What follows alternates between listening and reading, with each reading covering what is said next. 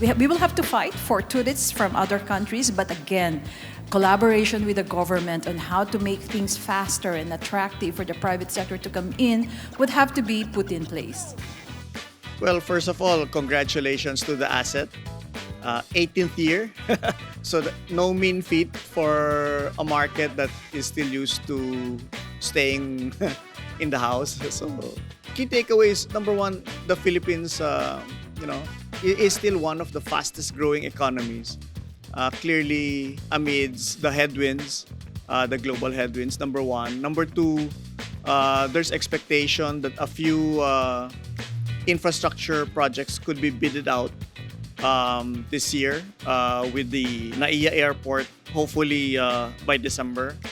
So we're not seeing any major stress points. The higher interest rates are not going to cause a problem in the industry.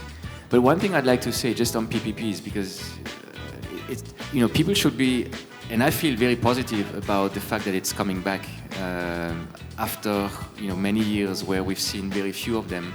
I hope they can, kind of create some new projects or improve existing projects, but still give a chance for the private sector and for foreign investors to participate, because that's actually quite typical in other countries. I think the key takeaways for the summit is it's very interesting on this year's summit where we discussed what still needs to be done. We've done a lot in terms of financing, we've done a lot in terms of innovation, in terms of regulation. But I'm very glad that it was tackled here, that there's still a lot of things to be done. And these things are what is needed for the country to truly bounce back better. I thank the asset for mounting the 18th Philippine Summit to gather industry leaders and key decision makers to exchange insights on the Philippine economy's growth trajectory.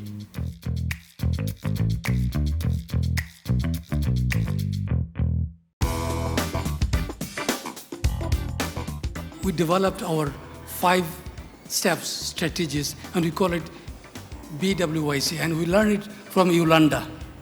It was really insightful, and I really thank Asset for inviting me to this event.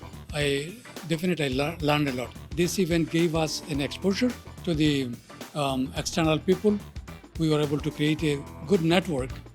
Try to make sure that the issuers are able to tap the capital markets. The banks are there to support it. The investors are there to support it because it's an instrument that they like. For the investors, we are providing 100%, up to 100% coverage for principal and coupon on an irrevocable and unconditional basis.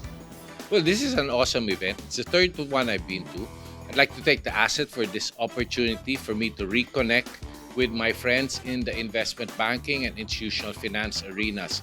I want to thank the asset because it gives me an opportunity to connect the two worlds of institutional finance and innovation. So let's bounce back better and create the possible with the asset. Yes, we are aware of the issues in the market. Yes, we have been working very, very hard at trying to alleviate it by trying to create a more conducive environment for listings, for IPOs, for issuances. Okay, first and foremost, I would like to congratulate and thank the asset for having us and having me this morning.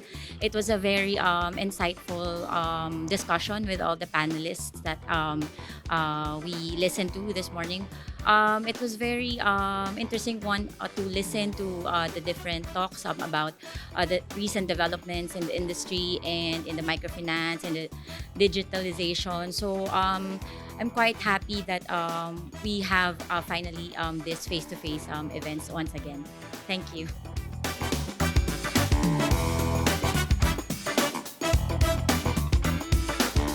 It has to be in alignment with that trust score and not make it go down while we are also digitalizing everything.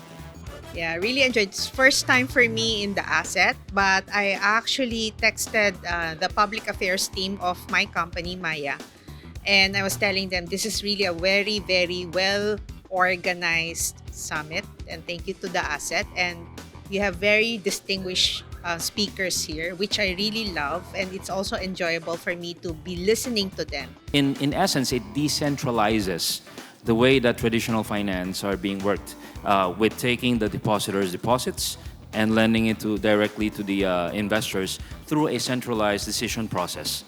And that's still important to people. Regardless whether we become fully automated, I think having a person to talk to and explain things to them, especially when it comes to finances, is very important.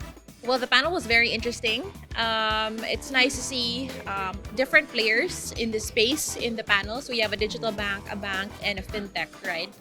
I think it's very relevant, the questions that were asked. How do we see cash?